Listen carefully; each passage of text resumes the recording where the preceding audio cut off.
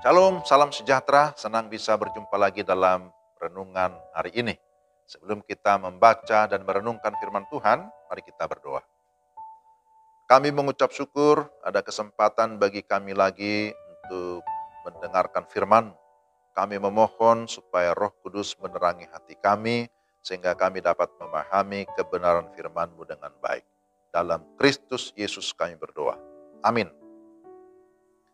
Pembacaan firman Tuhan dari 2 Korintus pasal 5 ayat 1. Karena kami tahu bahwa jika kemah tempat kediaman kita di bumi ini dibongkar, Allah telah menyediakan suatu tempat kediaman di sorga bagi kita. Suatu tempat kediaman yang kekal, yang tidak dibuat oleh tangan manusia. Demikian 2 Korintus 5 ayat 1. Saya beri tema renungan kita, penghiburan di kala duka. Saudara-saudara yang dikasihi Tuhan, ada lirik sebuah lagu yang berbunyi seperti ini. Jalan hidup tak selalu tanpa kabut yang pekat. Namun kasih-Mu nyata padaku pada waktumu yang tepat. Seperti pelangi sehabis hujan, itulah janji setiamu Tuhan. Di balik dukaku telah menanti harta yang tak ternilai dan abadi. Mungkin langit pun tak terlihat, tertutup awan tebal. Namun hatiku tetap kuat oleh janjimu yang kekal. Saudara-saudara, ketika kita masih berduka, apa yang kita butuhkan? Tentu kita membutuhkan penghiburan. Apakah penghiburan dari orang-orang terdekat, kekasih terdekat, tetangga? Boleh juga. Anggota jemaat? Boleh juga. Tetapi ternyata itu hanya sesaat. Karena itu, dalam masa-masa kedukaan, dalam masa-masa kesulitan, kita mengingat akan firman Tuhan yang disampaikan oleh Rasul Paulus ini. Bahwa penghiburan yang sejati itu berasal dari Tuhan. Karena itulah dia berkata, kami tidak tawar hati, meskipun manusia lahiriah kami makin merosot.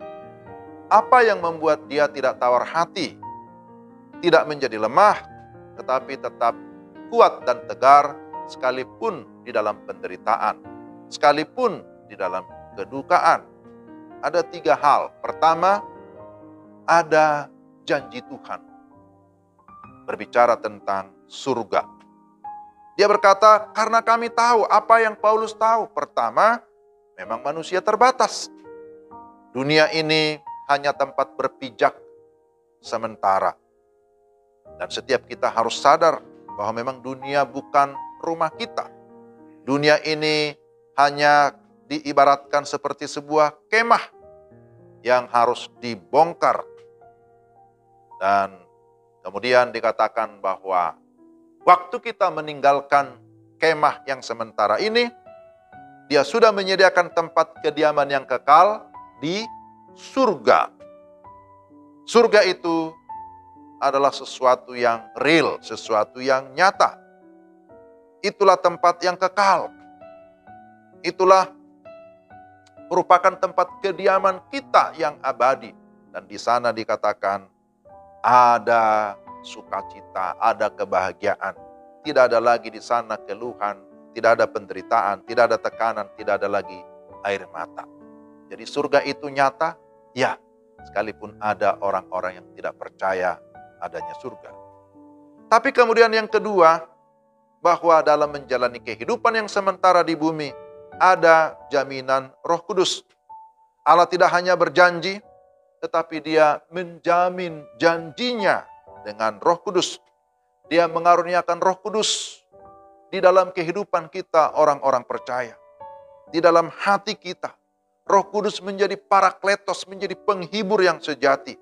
Roh Kudus yang mengajar dan memimpin kita senantiasa agar tetap memiliki iman dan pengharapan sekalipun di dalam kesulitan, sekalipun di dalam kedukaan. Roh Kudus memberikan kita kesiapan dalam menjalani semua proses kehidupan yang Tuhan izinkan terjadi, termasuk kehilangan anggota keluarga yang kita kasihi. Entahkah suami yang dikasihi, atau istri, atau orang tua, atau anak. Bahwa sesungguhnya kita tetap memiliki pengharapan. Ada jaminan Roh Kudus yang memberikan kita penghiburan. Dan yang ketiga, ada iman yang sejati. Kesiapan kita menjalani hidup ini dalam situasi apapun itu tidak terlepas dari iman yang sejati. Iman yang sejati. Paulus berkata, sebab hidup kami ini adalah hidup karena percaya. Atau hidup karena iman, bukan karena melihat. Iman yang sejati bukan didasarkan pada penglihatan, bukan juga pada pengalaman semata-mata, bukan juga kepada tanda-tanda mujizat, tetapi kita memiliki iman karena ada firman yang hidup. Ada firman yang menyelamatkan. Alkitab berkata, tidak seorang pun berkenan kepada Allah tanpa iman. Maka iman itulah yang menuntun kita kepada ketaatan.